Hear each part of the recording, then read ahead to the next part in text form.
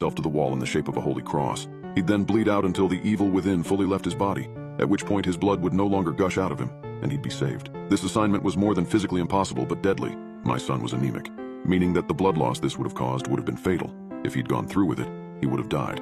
When I returned to the church leader that I'd hired the therapist from complaining about how disgusting a therapist we'd been assigned, I was met with a confused look.